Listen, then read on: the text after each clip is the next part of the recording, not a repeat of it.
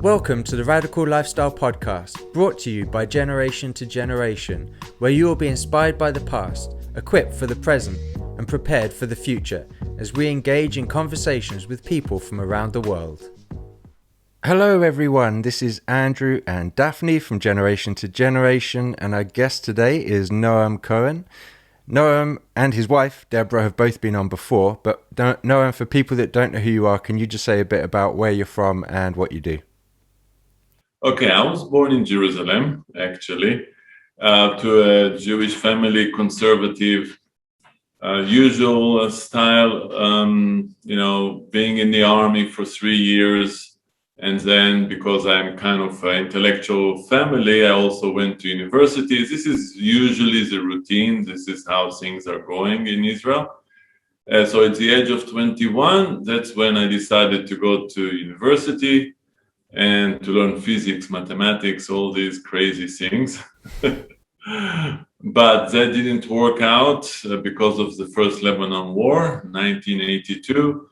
And to be away for like 1 month or a little bit more from this studying was the end. And so the end of the year, then I said goodbye to university and I decided that's it. I'm going to do what my heart really tells me.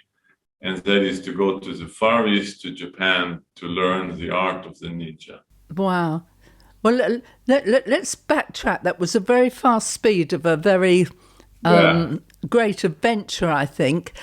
So, 1 minute, there's a word for people who are born in Jerusalem, isn't there? Yerushalmi. Is it? No, but in Jerusalem. See, she can't keep quiet. So we've got Deborah lurking in the background over here. So giving me pointers. Right, we'll just backtrack that again at that moment, shall we? So, boom. So that was a very fast track through many years. So can we backtrack a bit? So Okay. You're born in Jerusalem. What was different about living in Jerusalem in your childhood from what it is now? Well, the problem is that I've been in Jerusalem maybe only 2 years after I was born, and then we went to south to the Negev because my father was an archaeologist, and so because of his work, we went to Sde Boker, and we lived there for 7 years. So my childhood was actually, what I remember is in the Negev, in the desert. And that it's not like the Israelite crossing the desert, don't get me wrong. And so then growing up there, you said, of course, then you went into the army. Now, Right. Everybody goes into the army, right, in Israel? Yes, except for religious people. Right. But they need to show kind of documents that they are belonging to this and this school and so on. But usually everybody goes, yeah. So I can't imagine being in this country, having your life mapped out that at 18, that is what you're going to do. How do young people take that? I mean, do they just accept it? There's some hate it, they love it, they fight against it. What is it like growing up to know that at 18 you're going to be in the army? Well, so most people understand that there's nothing you can do about it. So we are getting ready physically. And you see it especially in the sports classes where the teacher really pushes hard and everybody else they're pushing themselves harder, getting ready for the army. Wow. I did the same. I would be running a lot by myself after school, trying to get physically ready for the army, because you have the feeling that the army is going to break you, and the more physically fit you are, the easier it will be for you, the process. So it's really kind of, you're afraid, to be honest. Mm-hmm. And it really, the first days, you're like in shock.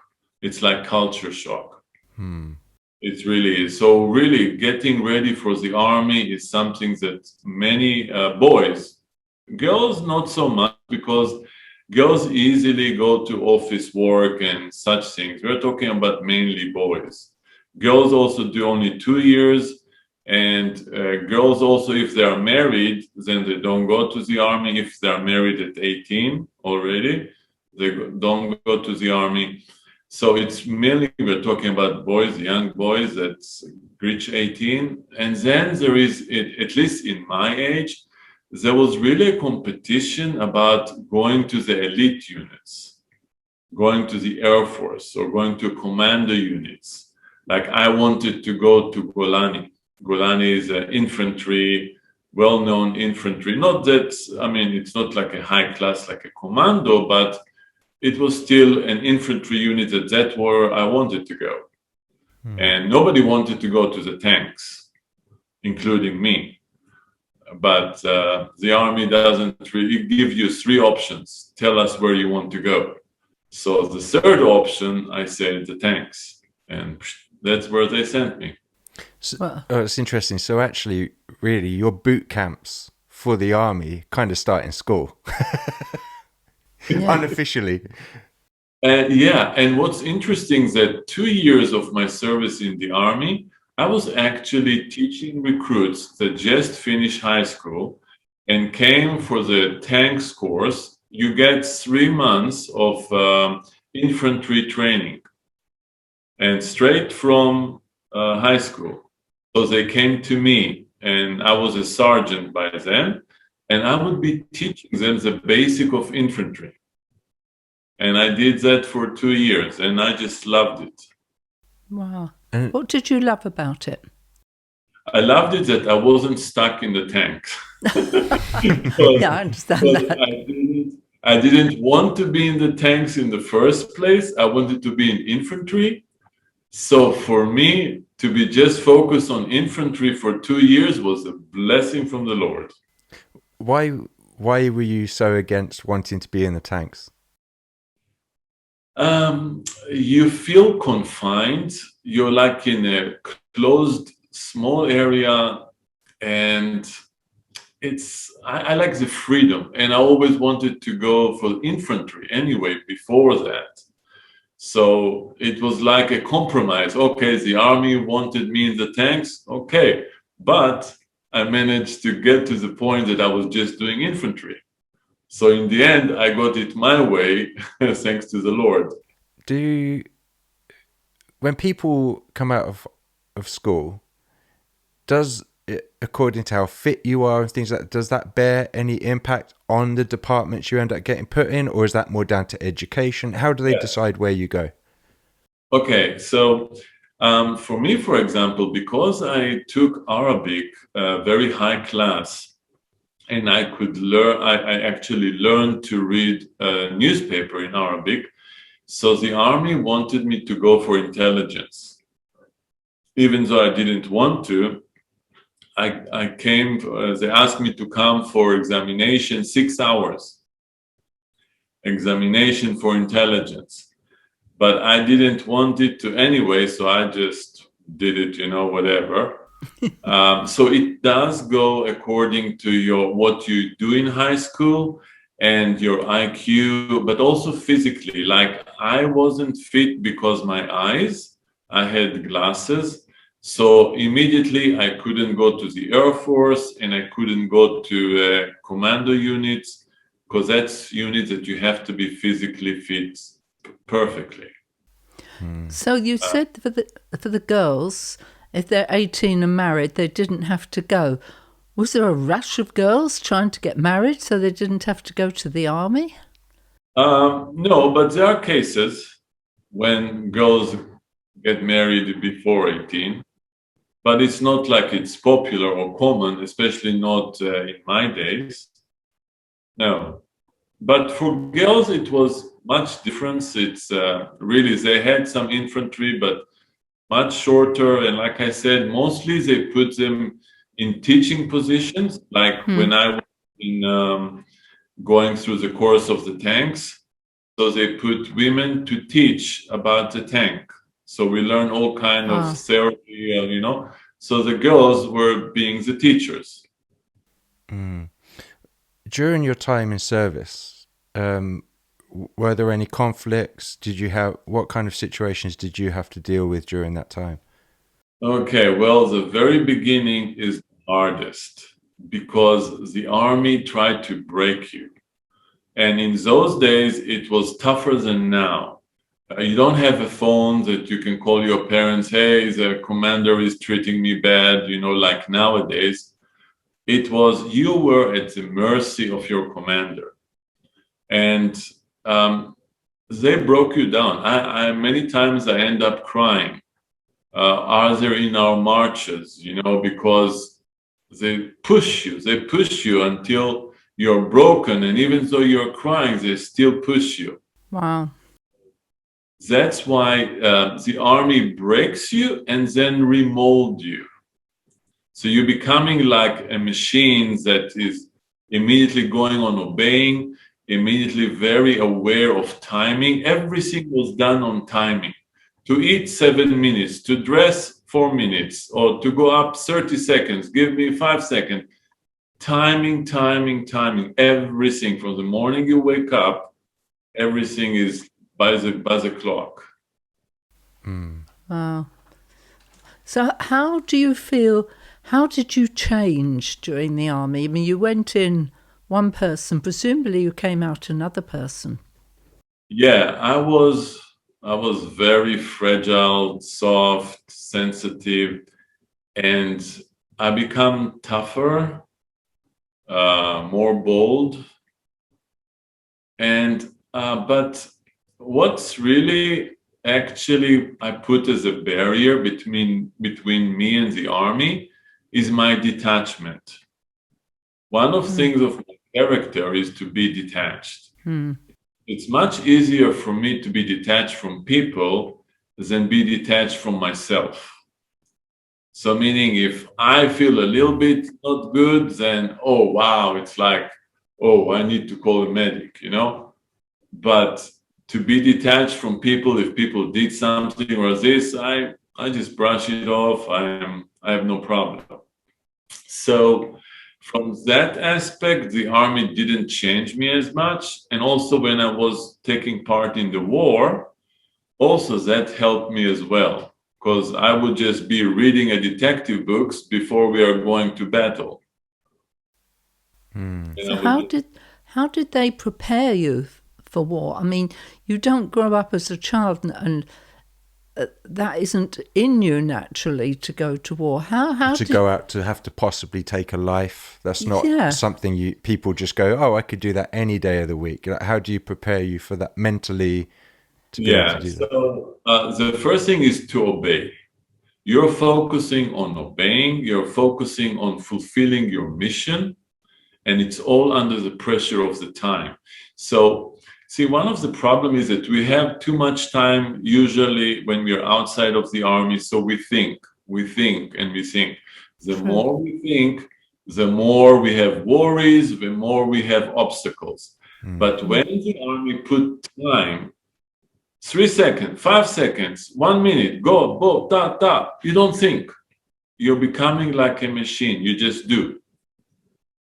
So that is one way to prepare you just to act without thinking about yourself. And in a way, when Yeshua is saying about denying yourself and follow me, the army is teaching you in an indirect way just to do that. You don't focus on your feelings. You focus on what the commander wants you to do and how to fulfill it in the fastest way. And of course, it isn't just a matter of going into battle, like to get the enemy, but you're also going into battle with, as in the Israeli army, many, many ways to save life and to protect life. So that must play a huge part in your thinking. And I know we've talked to IDF people, and they were saying how they would put their own life at risk in order to save lives as well as to attack. So you've got those two things you're having to negotiate emotionally, aren't you?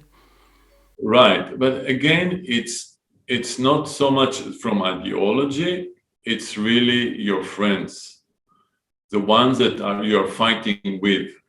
You learn to depend on them, they depend on you. So it's years that you're together, you're fighting together, so you become a unit. So it's not like, oh, I'm fighting for Israel. Actually, practically speaking, when you go to war, you go because they tell you to. You don't start thinking whether it's right or wrong, or I'm fighting for Israel. You just do it. And during all the trainings that we do, really, they teach us to be under pressure. You see, war is a pressure. And so they wake you in the middle of the night, 5 minutes, you're outside, fully dressed, ready to go. And poof, you go out into the night at midnight, just do march, and then someone attacks you from the sides and all kind of training like that. So you understand how to behave under pressure. Wow. And to still act. In this journey, where was it that you became interested in martial arts? Now, is it that you'd watched a lot of Bruce Lee movies and you thought, you know what, Bruce, that's who I want to be like? How did you end up getting inspired by martial arts? Okay, that started in my high school with Bruce Lee's movies. Oh. See, I was very skinny,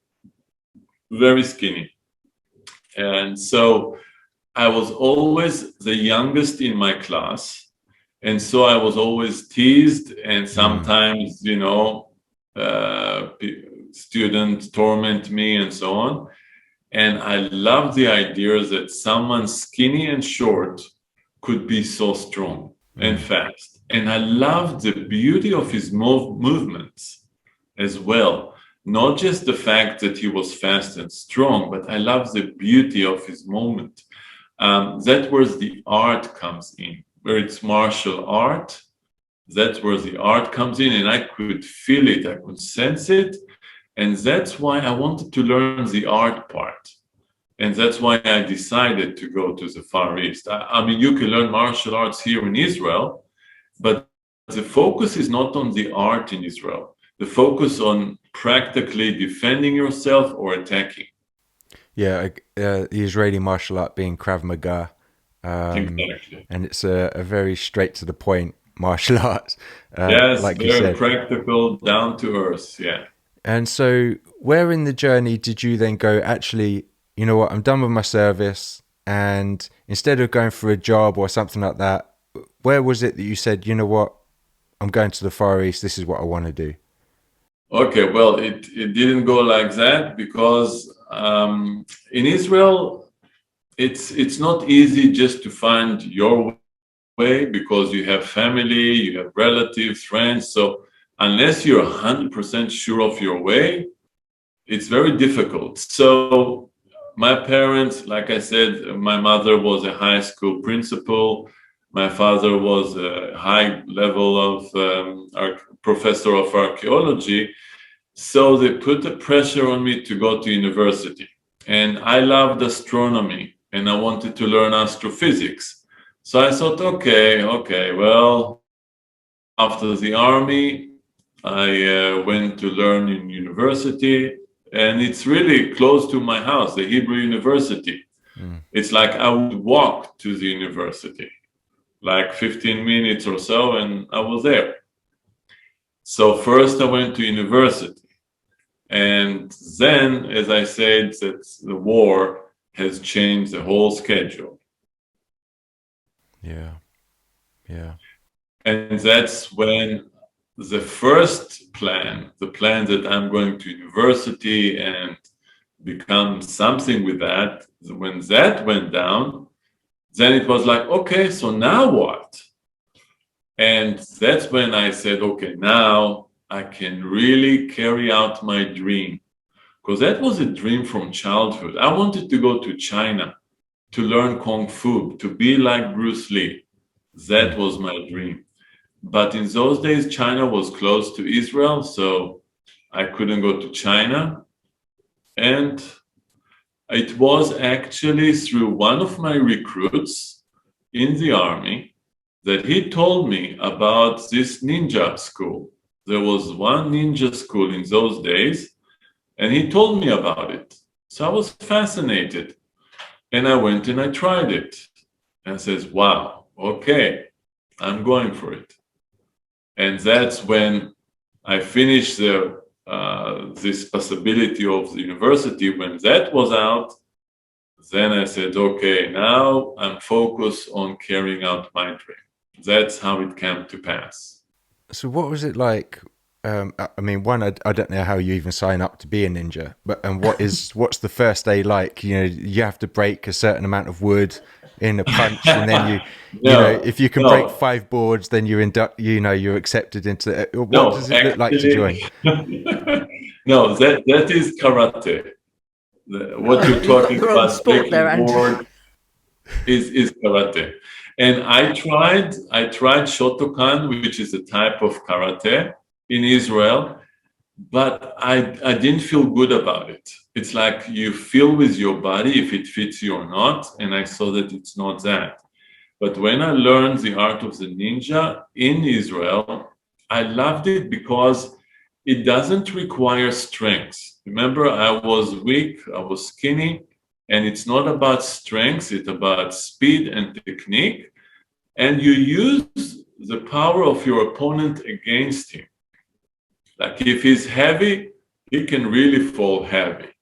So it's really is about that and not about breaking the people, but it's more about restraining your opponent.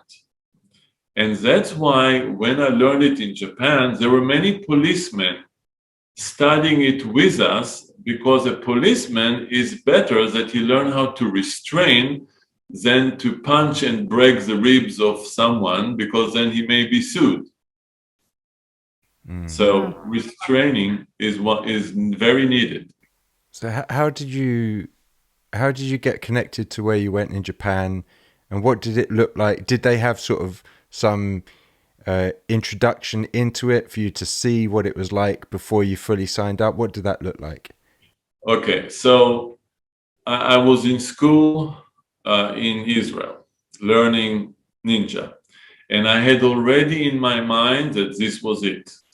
So I started to prepare. I went to the Japanese embassy and learned Japanese once a week, just a 3 months basic course. That's what I could do.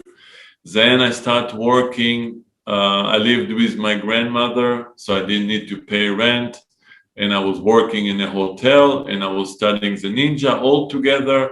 I was saving money, and for a year and a half, almost 2 years, that's what I did. I learned the ninja. I worked, saved money, and I put for myself my own date. And I told the teacher in Israel, this is my plan. I'm going to Japan to learn it.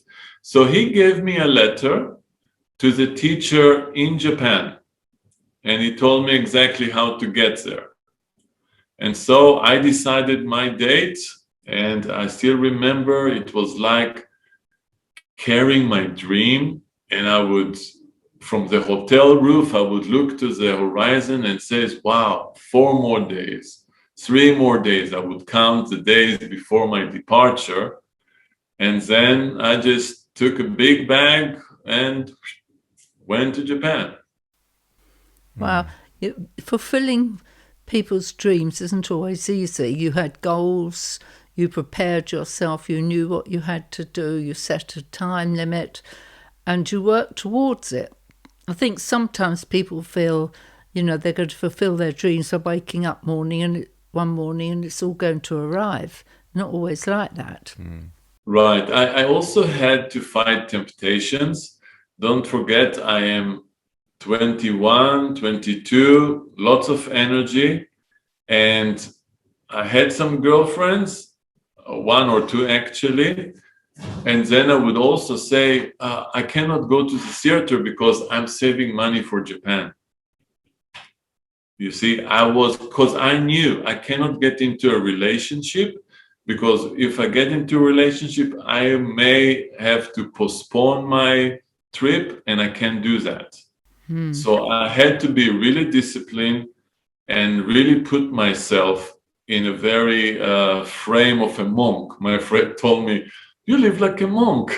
I said, "Well, I have to, because otherwise I knew if I don't do it, I won't be able to carry out my dream." Yeah. Yeah. In order to fulfill your dreams, more often than not, you're going to have to sacrifice something Yes, to be able exactly. to get there.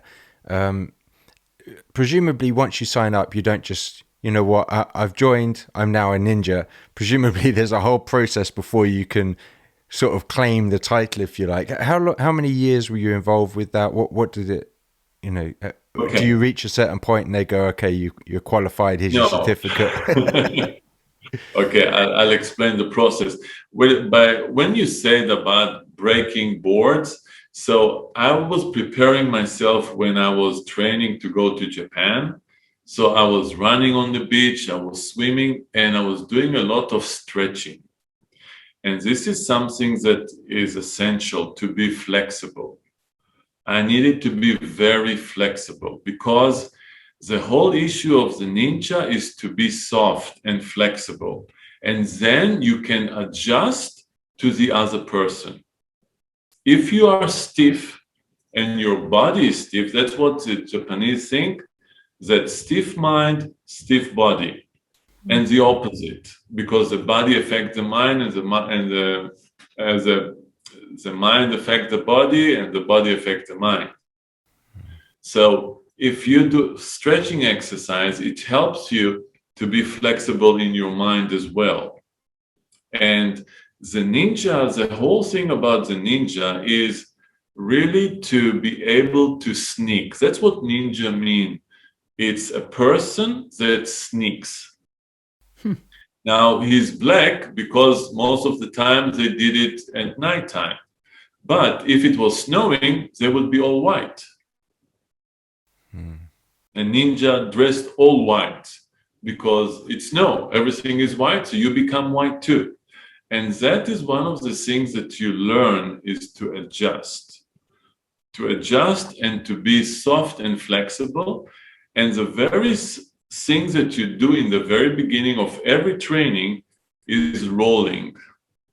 Now, why is that? Because the ground will be always hard. You have to be soft in order to do the roll. If you'll be stiff, you'll break a bone. So that's why you always do all kind of rolling, to the side, to the center, backward, somersault, but rolling was the main thing, is really to work on being flexible and soft. And that is the crucial thing. From there, you start to grow. And then every lesson, it would be mind-boggling, as you say, because there was no pattern. Like in karate, you have movement, fixed movement, ta, ta, ta, ta. No. Here, every lesson was different, and every lesson said, okay, someone comes with a knife. What do you do? Someone comes with a stick. What do you do? Someone who knows karate come at you. What do you do? And the teacher is teaching us, and I want to take a notebook and to write, but I say, no, let the body learn by itself without the thinking process. Yeah, and then in this, because I guess you end up having to deal with weapons and things like that as well. Yes. So, Right. How do they decide when you're ready to be able to do that kind of stuff? Okay, so like weapon, one of the famous things is the shuriken. It's those stars, if you know it. Yeah. So before you even start to throw it, you need to work on the wrist, because everything is on the wrist. So you need to practice hours just with the card, playing cards, trumps. You just practice with the wrist on cards to make them fly. As further they fly, the wrist is working well. But weapons is further later. It goes gradually with the time. So like I said, every lesson was different. It was harder. And just it was hard to remember, like I said, but you just get to the point that you just let the body move by itself. The body remembers. And that's one of the things I tell people.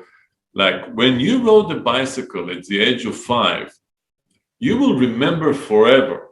Even if you didn't ride a bicycle for, let's say, 15 years, you can ride a bicycle after 20 years, right? Because your body remembers it. And this is something that the mind doesn't have.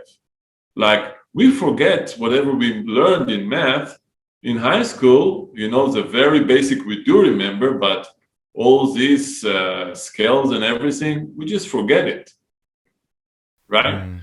But the body has a much better memory than the mind. Yeah, And that's what the thing is all about. Yeah, muscle memory. Yeah, exactly. And coordination. You see, it also goes with coordination, your left leg, right leg, and so on. And you talked about how we progress.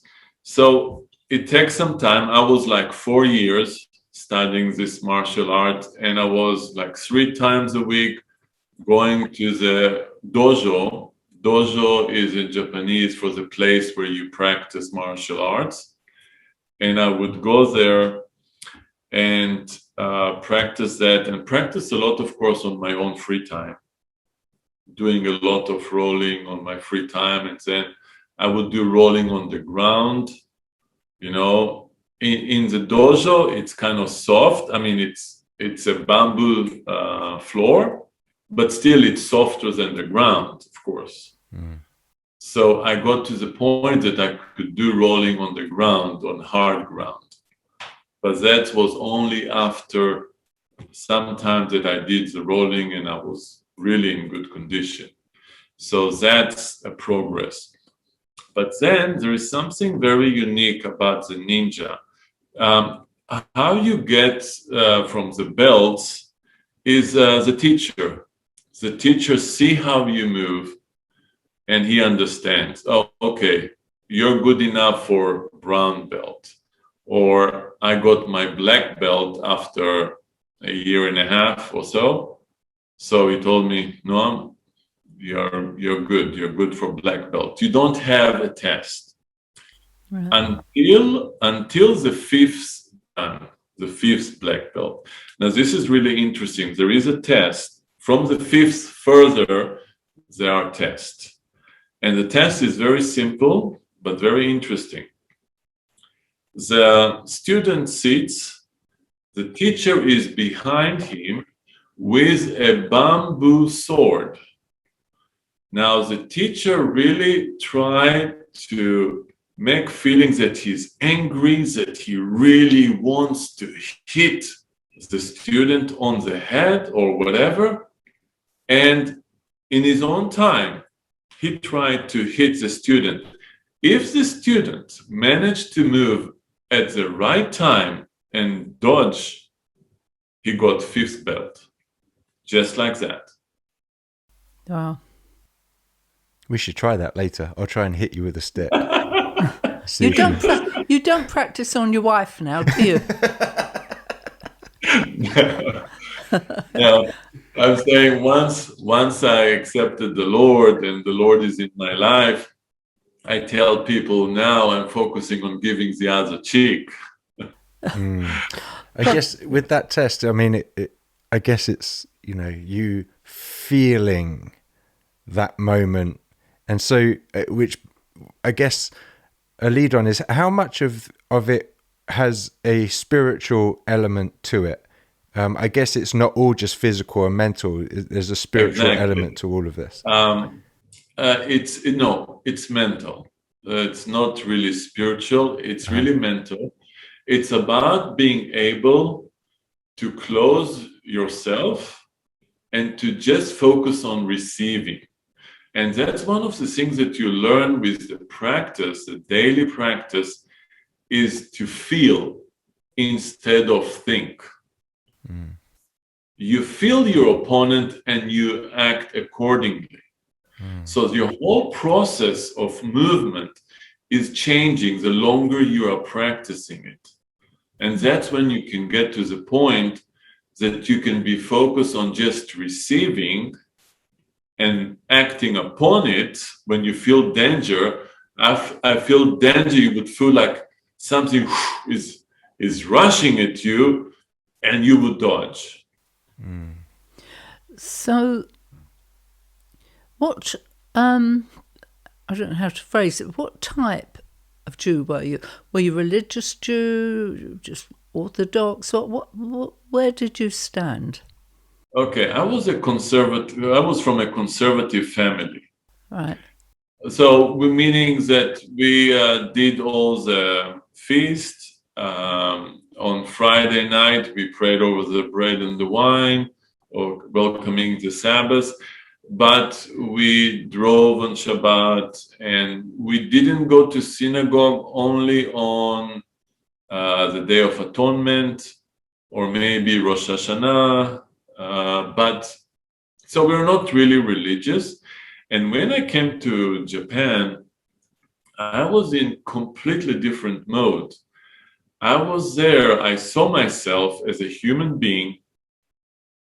The planet Earth is my home, and I'm trying to find the truth, what is life is all about, and I'm trying to find a spiritual way of life, that a spiritual and physical, that I thought martial art was, that will help me to really be a focused, disciplined, spiritual man. That's what I wanted to be. And did you find that? Well, not through martial arts. No. No, and I tried various martial arts. I tell you, after I got my first belt of the ninja, I told my teacher that I'm sorry, but I need to quit. And I started looking for other martial arts. I don't want to get into it, but I got to what I think is a very basic martial arts, and that is Japanese archery. Now, why is that? Because the possibility that someone will attack you one day, maybe in Israel, is more than another place, but the daily war is in you. That's something that you need to deal every day. And that's what I was focused on the internal war with myself. And that's where I thought martial art, I was looking for a martial art that could help me with that. And Japanese archery helped me in a way, because it's focused on finding the peace and balance under the pressure of the bow. Wow. That is the purpose of that art. And how you hit the target is only a reflection of what's going on inside you. So the purpose is not to hit the target as a usual archery. The purpose is to reach this balance between right hand and left hand, and the peace in you that you feel, okay, I'm in such peace under the pressure of the bow. It's not like you're doing meditation and say, oh, I'm at peace. To find the peace under pressure, now that's the challenge. And that is so good for everyday life, because when you have problems, there is pressure. You don't say, hey, wait a second, I'm going to the other room to do meditation or yoga to get my peace back. No, you don't have time for that. So in a way that was very practical, but then I did that also for a couple of years. I got a second black belt.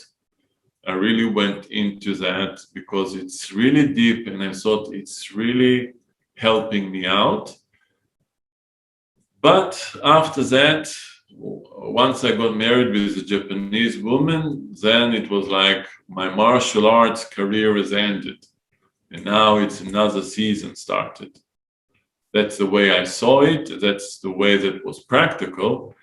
And it was like, okay, now let's see how you carry out everything that you have learned and implement it in everyday life. Right, so now I'm going to fast forward you again to another part of your life. And you were working for a tour company in Israel, Sarel, yes? Right. Yes. And part of that was meeting groups coming in, going on buses, etc. What was that like for you? I mean, did you enjoy that season? Did you enjoy? Because many tour groups come to the land, so you get to meet many people. Right. Oh, I loved it. I loved it because it was a possibility for me. Every time I got on a bus and I greeted the people, I would just in 1 minute or two, I just share my testimony and tell them, I accepted the Lord Yeshua through an American pastor who came to Israel on a tour just like you guys. So you understand how important that you come to Israel? Because what happened to me can happen to anybody else, and I'm sure it will happen. Because actually, that's why you're here. You're not coming to see the dead stones. You're coming here for my people. And I'm praying that what happened to me will happen to my people. So take us back then. You said that you met someone on these buses and that. Tell us the story of what happened to you for that encounter, because we've heard many encounters. Let's hear about this one. Right. So I came back from Japan from everything broken with one suitcase, and I found work in Qumran in the Dead Sea, a shop for tourists. And one blue day, there is a group coming, there is background music, and I see the people holding hands and dance in the store. Now, for me, that was already a shock. It was like a lightning in a blue day, because Japanese don't dance, not even in weddings. They don't. Only you want to dance, you go to a disco club. That's it. It was fine with me because I'm no dancer. So but to see that joy, it hit me. That even though I've done so much in my life, I've learned a lot, I've experienced a lot, I know a lot, but I don't have that joy. And I knew that I wanted and I needed. And just that was a huge thing. And then the manager introduced the pastor of the group to me. And the pastor looks at me and says, boom. You have a broken heart, you're running away, you're searching for the truth, you've been to New Age stuff. And I think, wow, how's that pastors know that about me? And I ask, what are you, a fortune teller? And the pastor got angry at me and says, no, it's the God of Abraham, Isaac, and Jacob that told me about you. Now that got me really confused because the pastor is Christian. And then I'm thinking, wait a second, how come you know my God and I don't? And the pastor said, it's because you never looked for him. Wow. And that was so true, because I've been running after my dreams and all my learning, always trying to improve myself, learning more, experiencing, and so on, but God was not in the picture. And so that got me really convicted. And the fact, the joy, and that the pastor could see through me was really intriguing. So the pastor had an ministry apartment in Jerusalem, and then that's how we got connected again. So where's this pastor now? That pastor is sitting beside me. That pastor I met 14 years ago. It was 2006, 15 years ago. We met 15 years ago, and she gave me the Bible, and it's still written on 2006 May, that this is to my new friend, Noam, enjoy the journey. So she gave me the Bible then And that started it. When I start reading the Bible, and especially the New Testament, I was like, wow, at last, I found what I've been looking for. I was always consumed with the way. I was thinking about the way of life of the warrior, the way of life that would make me a balanced, focused, spiritual man. And that's where I found when Yeshua said, I am the way, the truth, and the life. That's exactly that. That's what I've been looking for, to find the truth, to find the way. He is everything that I ever wanted or dreamed to be. So she is the one who led me to the Lord. Thank you, Lord. And 3 years later, we got married. So We probably should just clarify that you at this point were not still married to the lady in Japan. Right. No, of course. No, that's why I said I came back broken, divorced, with one suitcase to start a new life. I was really at the bottom. I mean, I've never been so devastated in my life as I was then. So as we draw towards a close, Noam, I just want to ask one thing.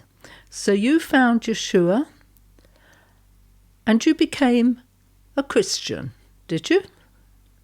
Well, I believe her.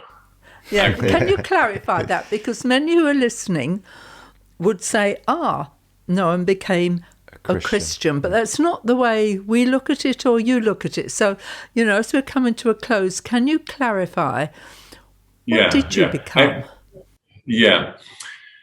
Or I could say a born-again Jew also. I can say that to be more precise. You see, the word Christian is coming from the point of view that there are things that are connected to what the Romans and the Greek put in the disciples of Yeshua's gospel and what Yeshua wrote in the Bible. And there are some changes because of the Greek and the Romans. And that's how you become a Christian, because you are having like all these things, like, of course, Christmas and believing that Sunday is the holy day and so on. These are the basic things of a Christians as we see it now, but I'm not following that. Saturday is the day that we are really cherishing, and it's not Sunday. And Christmas, we love Christmas, but we know it's not the right time. But we still, when we have time, we celebrate. If not, but it's just more for fun and just enjoying that he was born, but even though it was not the right day. So to be more precise in how I identify myself is a believer or a born-again Jew. Right. I was about to say, if you carry on down this track, you're about to tell us that Father's Christmas isn't real. So we should probably don't tell us that. Let's not get that far. There's a lot of people that maybe wouldn't understand that, and we often talk to people and they'll say, "Oh, so they became Christians." We're like, "Oh no, that's not quite how this works." Have to talk through that. So it's really good to clarify. For people listening that maybe don't understand the nuances of the terms that we use. You can say something? No, I was to say more like it. We became drawn to where you were rather than you becoming drawn to us. We became drawn back to our Jewish roots. But that's starting a whole other conversation that we better not go down. So we can go down that rabbit hole another day. Yeah. No, thank you so much for coming, taking your time to share your story with us. We really appreciate it. Yeah, thank you, Noam. Thank you very much. It's such an opportunity you've given me to share of my experience of my life that I had. And in spite of everything, it's all about Yeshua, that he showed me the way. And it's really, thank you, Lord. And, it's all this process that I explained to you, that actually it's only thanks to the fact that I accepted him that it makes sense. All these 20 years that I have lived there. Otherwise, like my mother said, it's like you just wasted 20 years. because I came back with nothing. No money, no diploma, nothing. So it's only, the only thing is that what I've learned come to pass is just because I've accepted the Lord, and I could understand deeper what the Lord's word really means and connect to it to such depths, thanks to all that I've gone through. Wow. Yeah. Thank you. Thank you you so Noam. much. Thank you very much. God bless you. Bye-bye.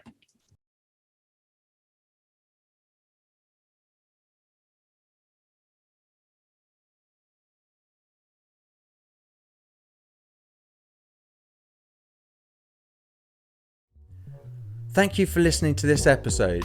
If it inspired you, please rate us and subscribe on Apple or Google Podcasts, Spotify, or another podcast platform.